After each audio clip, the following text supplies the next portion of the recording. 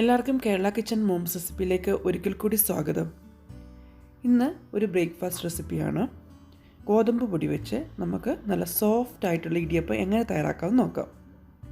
അപ്പോൾ അതിനായിട്ട് ഞാൻ എടുത്തിരിക്കുന്നത് ഒരു ഗ്ലാസ് ഗോതമ്പ് പൊടിയും അതുപോലെ തന്നെ ഒരു ഗ്ലാസ് അരിപ്പൊടിയാണ്. ഈ ഗോതമ്പ് പൊടി എന്ന് പറഞ്ഞാൽ നമ്മുടെ ആശീർവാദിൻ്റെ ഗോതമ്പ് പൊടി, ഏത് ടൈപ്പ് ഗോതമ്പ് പൊടി വേണമെങ്കിലും നമുക്ക് ഉപയോഗിക്കാം. പിന്നെ ഞാൻ ഈ ഗ്ലാസ്സിൽ കാണിച്ചിരിക്കുന്ന സെയിം അളവായിരിക്കണം. നിങ്ങൾ ഏത് കപ്പിലെടുത്താലും അതിൻ്റെ സെയിം അളവായിരിക്കണം ഗോതമ്പ് പൊടിയും അരിപ്പൊടി എന്ന് പറയുന്നത്. ഈ അരിപ്പൊടി എന്ന് പറയുന്നത് നമ്മൾ മില്ലിലൊക്കെ പൊടിച്ചിട്ട് അവിടെ നിന്ന് തന്നെ വറുത്തരുന്ന അരിപ്പൊടി ഉണ്ടല്ലോ, ആ അരിപ്പൊടിയാണിത്. അപ്പോൾ നമ്മളിപ്പോൾ പാക്കറ്റ് വാങ്ങുന്ന അരിപ്പൊടി ഉണ്ടല്ലോ, പത്തരിയുടെ പൊടിയോ എന്ത് പൊടിയായാലും മതിയായിരിക്കും. അത് സെയിം അളവായിരിക്കണമെന്നേ ഉള്ളൂ.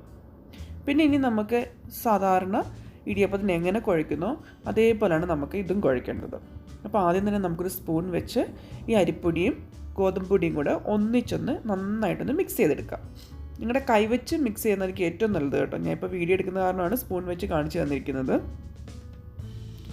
അപ്പം നന്നായിട്ട് നല്ല ഈവനായിട്ട് ഗോതമ്പ് പൊടിയും അരിപ്പൊടിയും കൊണ്ട് നമുക്ക് മിക്സ് ചെയ്തെടുക്കാം. ഇപ്പം നമ്മുടെ ഗോതമ്പ് പൊടിയും അരിപ്പൊടിയും നന്നായിട്ട് മിക്സ് ആയിട്ടുണ്ട്. ഇനി നമുക്കിത് നന്നായിട്ട് കുഴച്ചെടുക്കണം. അതിനായിട്ട് നമുക്ക് ആവശ്യമുള്ളത് നല്ല തിളച്ച വെള്ളമാണ്. എപ്പോഴും നമ്മൾ ഇടിയപ്പം ഉണ്ടാക്കുമ്പം, ഇടിയപ്പം അല്ലെങ്കിൽ നൂലപ്പം ഉണ്ടാക്കുമ്പോൾ നല്ല തിളച്ച വെള്ളമാണ് ഇതിനകത്തേക്ക് ചേർക്കേണ്ടത്. അപ്പോൾ അതിനായിട്ട് ഞാൻ വേറൊരു പാത്രത്തിലേക്ക് 2 ഗ്ലാസ് വെള്ളം എടുത്തിട്ട് അതിനകത്തേക്ക് ആവശ്യത്തിനുള്ള ഉപ്പും പിന്നെ 1 ടേബിൾ സ്പൂൺ എണ്ണയും കൂടെ ചേർത്ത് ഞാൻ തിളപ്പിച്ചെടുത്തുള്ളതാണ്. നിങ്ങൾക്ക് എണ്ണയ്ക്ക് പകരം വേണമെങ്കിൽ നെയ്യ് വേണമെങ്കിലും ചേർക്കാവുന്നതാണ്. അപ്പോഴും നല്ല ടേസ്റ്റ് ആയിരിക്കും. പിന്നെ കുട്ടികൾക്ക് കൊടുക്കുകയാണെങ്കിൽ നെയ്യായിരിക്കും ഏറ്റവും ഉത്തമം. ഇപ്പോൾ വലിയവർക്കൊക്കെ ഉപയോഗിക്കുമ്പം സാധാരണ എണ്ണ മാത്രം മതിയായിരിക്കും. അപ്പം ഇനി നമുക്കിത് എല്ലാ വെള്ളത്തോടെ ഒന്നിച്ചങ്ങ് ഒഴിക്കരുത്. കുറച്ച് വെള്ളം ഒഴിച്ച് നമ്മുടെ ഒരു സ്പൂൺ വെച്ച്, നല്ല തിളച്ച വെള്ളം ആയതുകൊണ്ട് തന്നെ നമുക്ക് സ്പൂൺ വെച്ച് ഇതേപോലെ ഒന്ന് ഇളക്കി നമുക്കപ്പോൾ മനസ്സിലാവും എത്രത്തോളം വെള്ളം ആവശ്യമുണ്ടെന്നുള്ളത് നമുക്ക് മനസ്സിലാവും. അപ്പോൾ ഒന്നിച്ചൊഴിക്കാതെ കുറച്ച് ഒഴിച്ച് നമുക്ക് ഇതേപോലെ നമുക്കൊന്ന് നന്നായിട്ടൊന്ന് മിക്സ് ചെയ്തെടുക്കാം. നിങ്ങൾ ഇടിയപ്പത്തിന് കുഴയ്ക്കുന്ന സമയത്ത് എപ്പോഴും ഓർക്കേണ്ട കാര്യം എന്ന് പറയുന്നത് ഇത് നല്ല ചൂടുവെള്ളമാണ്. അതുകൊണ്ട് തന്നെ നിങ്ങൾ എല്ലാം കൂടെ പെട്ടെന്ന് ഒഴിച്ച് എടുത്ത് കുഴയ്ക്കരുത്. കുറച്ച് ഒഴിച്ച് സ്പൂൺ വെച്ച് നമുക്ക് ഇതേപോലെ ഇളക്കുമ്പോൾ തന്നെ നമുക്ക് മനസ്സിലാകും എത്രത്തോളം വെള്ളം ആവശ്യമുണ്ട് എന്നുള്ളത്. ഞാനിപ്പോൾ 2 ഗ്ലാസ് വെള്ളം എടുത്താൽ 2 ഗ്ലാസ് വെള്ളം ഞാൻ ഇതിനകത്തേക്ക് ചേർത്തിട്ടുണ്ട്. പക്ഷെ നിങ്ങൾ കുഴയ്ക്കുമ്പം ആ ഫുള്ള് 2 ഗ്ലാസ് എടുത്തിട്ട് മുഴുവൻ അങ്ങ് ഒഴിച്ചു കൊടുക്കരുത്. കുറച്ച് ഒഴിച്ചിട്ട് വേണം, ആവശ്യമുണ്ടെങ്കിൽ മാത്രം നിങ്ങൾ കൂടുതലായിട്ട് വെള്ളം ചേർത്താൽ മതിയായിരിക്കും. അപ്പോൾ നിങ്ങൾക്ക് ഇപ്പോൾ 2 ഗ്ലാസ് വെള്ളം തികഞ്ഞില്ല എന്നുണ്ടെങ്കിൽ നിങ്ങൾ നല്ല തിളച്ച വെള്ളം ഇച്ചിരി എടുത്തിട്ട് നന്നായിട്ടൊന്ന് മിക്സ് ചെയ്തെടുത്താൽ മതിയായിരിക്കും. ഞാനിപ്പോൾ വെള്ളം ഒഴിച്ച് കുഴച്ചതിന് ശേഷം കണ്ടില്ലേ, ഇനി നമുക്ക് ചെയ്യേണ്ടത് കൈ വെച്ച് നമുക്കൊന്ന് കുഴക്കണം. ഇപ്പം നല്ല ചൂടാണ് ഇതിന്. അപ്പം വിരലുകൊണ്ട് ഇങ്ങനെ പിടിച്ചെടുക്കാൻ ഭയങ്കര പാടായിരിക്കും. അങ്ങനെ ഉണ്ട് എന്നുണ്ടെങ്കിൽ നിങ്ങൾക്ക് സ്പൂൺ വെച്ച് ഇതുപോലൊന്ന് മറിച്ചിടുക. അതിന് ശേഷം നമ്മുടെ ആ കൈയുടെ വെള്ളമുണ്ടല്ലോ അത് വെച്ച് ആ മുകൾ ഭാഗം അത് വെച്ച് നമുക്ക് ജസ്റ്റ് ഇതുപോലെ പ്രസ് ചെയ്ത് കൊടുത്താൽ, അത് ചപ്പാത്തി മാവ് കുഴക്കുന്ന പോലെ നമുക്ക് ചുറ്റിനും ഇതുപോലെ ഒന്നാക്കി നന്നായിട്ടൊന്ന് കുഴച്ചെടുക്കുക. അപ്പം നല്ല സോഫ്റ്റായിട്ട് നമ്മുടെ മാവ് കിട്ടുകയും ചെയ്യും. കാരണം ഇത് ഗോതമ്പ് പൊടിയുടെ ചേർത്ത് കാരണമാണ് ഇതേപോലെ കുഴക്കുന്നത്. ഇപ്പോൾ അരിപ്പൊടി മാത്രമാണെങ്കിൽ നമുക്ക് ഇങ്ങനെ ചെയ്യേണ്ട ആവശ്യമില്ല. സ്പൂൺ വെച്ച് തന്നെ നമുക്ക് കുഴച്ചെടുത്താൽ മതിയായിരിക്കും. അപ്പോൾ നമ്മൾ ഇതുപോലെ സ്പൂൺ എടുത്തിങ്ങനെ മറിച്ചിടുക. അതിനുശേഷം നമ്മുടെ കൈയുടെ മുകൾ ഭാഗം വെച്ച് അമക്കാം. അതെല്ലാം നിങ്ങൾക്ക് അത് ഭയങ്കര ചൂടാണെന്നുണ്ടെങ്കിൽ സ്പൂൺ വെച്ച് തന്നെ നമുക്കിങ്ങനെ മറിച്ചിട്ടിട്ട് നമുക്കിതുപോലെ ഒന്ന് എല്ലാ ഭാഗത്തേക്കും ഇതേപോലെ ഒന്ന് കുഴച്ചെടുത്താൽ മതിയായിരിക്കും. അപ്പോൾ അങ്ങനെ നമുക്ക് നമ്മുടെ മാവ് നന്നായിട്ട് കുഴച്ച് ഒന്ന് സോഫ്റ്റ് ആക്കിയിട്ട് എടുക്കാം.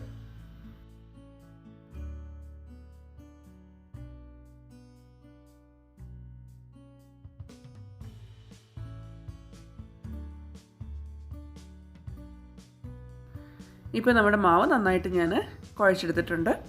ഇനി നമുക്ക് നമ്മുടെ പാത്രം ചൂടാക്കാൻ വെക്കുന്ന സമയം കൊണ്ട്, അതായത് ഇപ്പോൾ ഇടിയപ്പം ഉണ്ടാക്കാൻ വേണ്ടി നമുക്ക് കുറച്ച് വെള്ളം തിളപ്പിക്കാൻ വേണ്ടി വെക്കണമല്ലോ. ഞാനിപ്പോൾ ഇടിയപ്പം ഉണ്ടാക്കുന്നത് ഇഡ്ഡലി പാത്രത്തിലാണ്. അപ്പോൾ അതിൻ്റെ താഴത്തെ തട്ടിൽ ഞാൻ വെള്ളം ചൂടാക്കാൻ വേണ്ടി വെച്ചിട്ടുണ്ട്. ഈ സമയത്ത് ഞാൻ ഈ മാവ് ഒരു പാത്രം വെച്ച് അടച്ചു വെച്ചു. കാരണം ഇത് തുറന്നു നിന്ന് കഴിഞ്ഞാൽ ഇത് പെട്ടെന്ന് ഡ്രൈ ആയി പോവും. അതുകൊണ്ട് ആണ് ഞാൻ ഇതുപോലെ ഒരു പാത്രം വെച്ച് അടച്ചു വെച്ചിരിക്കുന്നത്. ഇനി നമുക്ക് ഇടിയപ്പം ഉണ്ടാക്കുന്ന സേവനാഴിയിലേക്ക് അച്ചിട്ട് കൊടുക്കാം. ഞാൻ ഏറ്റവും ചെറിയ അച്ചാണ് ഇട്ട് കൊടുത്തിരിക്കുന്നത്. ഗോതമ്പ് പൊടി ആയതുകൊണ്ട് തന്നെ ഏറ്റവും ചെറിയ അച്ചി കൂടെ തന്നെ നന്നായിട്ട് നമുക്ക് പിഴിഞ്ഞെടുക്കാൻ വേണ്ടി പറ്റും. അത്രയ്ക്കും നല്ല സോഫ്റ്റ് ആയിട്ടുള്ള മാവാണിത്. അപ്പോൾ നമുക്ക് ആവശ്യത്തിനുള്ള മാവ് ഇതുപോലെ റൗണ്ട് ഷേപ്പിലെടുത്തിട്ട് നമുക്ക് സേവനാഴിയിലേക്ക് ഇട്ട് കൊടുക്കാം. അതിനുശേഷം നമുക്ക് ഏത് ഷേപ്പിലാണ് ഉണ്ടാക്കേണ്ടത്, വലുതായിട്ടുള്ള വീശപ്പം മാതിരിയുള്ള വലുതായിട്ട് വേണമെങ്കിൽ അങ്ങനെ ഉണ്ടാക്കാം. ചെറിയ രീതിയിലുള്ള ഇടിയപ്പം വേണമെങ്കിൽ നമുക്ക് അങ്ങനെയും തയ്യാറാക്കിയെടുക്കാം. അപ്പോൾ നമുക്കിത് നമ്മുടെ ഇടിയപ്പത്തിൻ്റെ ആ തട്ടത്തിലേക്ക് നമുക്ക് ഇത് പിഴിഞ്ഞെടുക്കാം. മാവ് നന്നായിട്ട് പിഴിഞ്ഞെടുക്കാം. അതുപോലെ തന്നെ ആദ്യം നിങ്ങൾക്ക് കുറച്ച് തേങ്ങ ഇട്ടിട്ട് വേണം അതിൻ്റെ മുകളിലേക്ക് ഈ ഇടിയപ്പം പിഴിഞ്ഞെടുക്കാൻ വേണ്ടി. അപ്പോൾ പെട്ടെന്ന് തന്നെ നമുക്ക് ഇത് ഇതിനകത്ത് ഒട്ടും തന്നെ എണ്ണ തേക്കാതെ തന്നെ, അതായത് തട്ടിനകത്ത് എണ്ണയൊന്നും തേക്കേണ്ട ആവശ്യമില്ല. തേങ്ങ ഇട്ട് കഴിയുമ്പോൾ നമുക്ക് വെന്ത് കഴിയുമ്പോൾ പെട്ടെന്ന് തന്നെ എടുക്കാൻ പറ്റും. ഒട്ടും തന്നെ അടിയിലൊന്നും ഒട്ടിപ്പിടിക്കാതെ തന്നെ നല്ല രീതിയിൽ നമുക്ക് എടുക്കാൻ പറ്റും. അപ്പോൾ ഞാൻ ഈ തട്ടിലേക്ക് എല്ലാ മാവ് ഇതുപോലെ പിഴിഞ്ഞ് ഒഴിച്ചിരിക്കുകയാണ്. നിങ്ങൾക്ക് വീശപ്പത്തിൻ്റെ രീതിയിൽ വേണമെങ്കിൽ നമ്മുടെ മറ്റേ തട്ടുണ്ടല്ലോ, ഇടിയപ്പത്തിന് തന്നെ, അത് ഇഡ്ഡലിപ്പാത്രത്തിന് ഇതുപോലത്തെ തട്ട് കിട്ടുമല്ലോ. അപ്പോൾ അതിനകത്തേക്ക് നമുക്ക് ഇതുപോലെ വലുതായിട്ട് നമുക്ക് വേണമെങ്കിലും ഇത് പിഴിഞ്ഞെടുക്കാവുന്നതാണ്. അപ്പോൾ ഏത് രീതി വേണമെങ്കിലും നമുക്ക് ഇടിയപ്പം തയ്യാറാക്കാം. അതായത് ഞങ്ങളുടെയൊക്കെ സ്റ്റൈലോട്ട് വീശപ്പം എന്നാണ് ഇതിന് പറയുന്നത്. അത് വലുതായിട്ടാണ്, അത് ഇച്ചിരി വലിയ ഷേപ്പ്. ഈ സാധാരണ ഇടിയപ്പത്തിനേക്കാളും ഇച്ചിരി വലുതായിരിക്കും, എന്നാൽ വളരെ തിന്നായിട്ടുള്ള ലെയറും ആയിരിക്കും, അധികം കട്ടിയും ഉണ്ടായിരിക്കത്തില്ല. അപ്പോൾ ആ രീതി വേണമെങ്കിലും നമുക്കിത് ഉണ്ടാക്കിയെടുക്കാം. ഇതേപോലെ വലുതായിട്ട് നമുക്ക് വേണമെങ്കിലും ഇത് തയ്യാറാക്കിയെടുക്കാം.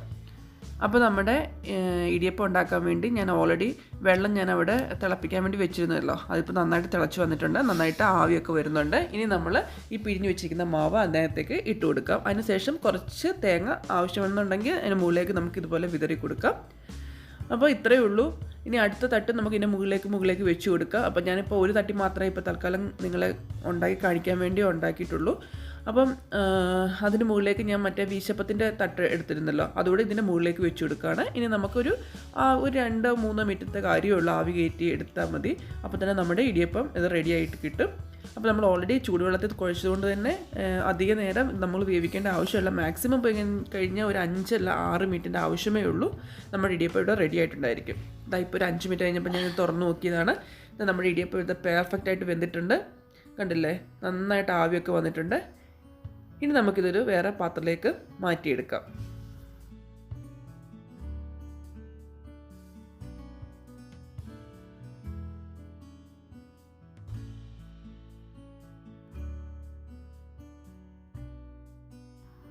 കണ്ടില്ലേ നമ്മുടെ ഇടിയപ്പം എത്ര സോഫ്റ്റ് ആണെന്നുള്ളത്.